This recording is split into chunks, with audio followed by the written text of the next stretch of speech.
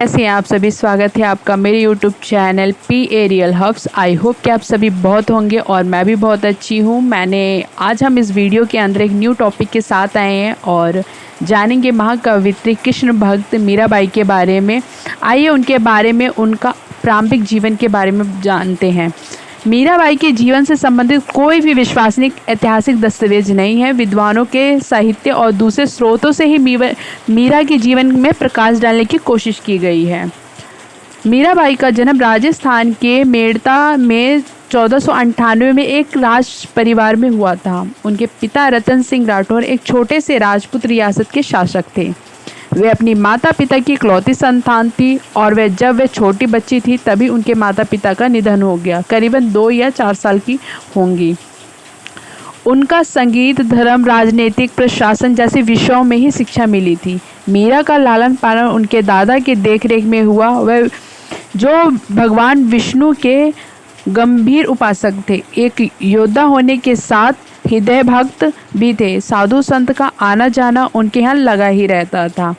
संतों को धर्म लोगों के संपर्क में रहते। ये मीरा जो थी वो बचपन से ही साधु संत धार्मिक लोगों के संपर्क में रही हैं।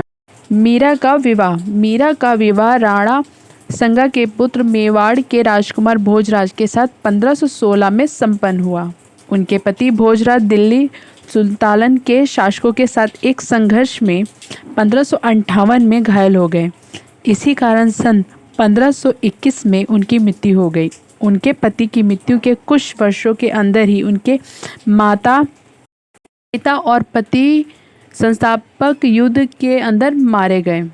ऐसा कहा जाता है कि उस समय भी प्रचलित प्रथा के अनुसार पति की मृत्यु के बाद मीरा को उनके पति के साथ सती करने का प्रयास किया गया, किंतु वह उनके लिए तैयार नहीं हुई। वह धीरे धीरे वह संसार के से विरत हो गई और साधु संतों की संगीत में कीर्तन करते अपना समय बिताने लगी और कृष्ण भक्ति में लीन रहने लगी। मीरा की कृष्ण भक्ति। पति के मृत्यु के बाद उनकी भक्ति दिन प्रतिदिन बढ़ती रही। मीरा अक्सर मंदिरों में जाकर कृष्ण भक्तों के सामने, कृष्ण की मूर्ति के सामने नाचती रहती। मीरा की कृष्ण भक्ति इस प्रकार से नाचना और गाना उसके पति के परिवार को अच्छा नहीं लगता था, जिसके वजह से उसे कई बार उन्हें विष देकर मारने की कोशिश की गई। वालों के बार बार परेशान करने की वजह से वह घर छोड़कर वृंदावन की ओर चली गई। मथुरा और वृंदावन में काफ़ी टाइम तक उन्होंने अपना समय व्यतीत किया। वहाँ पे लोगों का उन्हें मान सम्मान प्यार मिलता और वह उन्हें अच्छा लगता था। वहाँ पे मीरा की मृत्यु। ऐसा माना जाता है कि बहुत दिनों तक वृंदावन में रहने के बाद मीरा द्वारिका चली गई, जहाँ सन 1560 में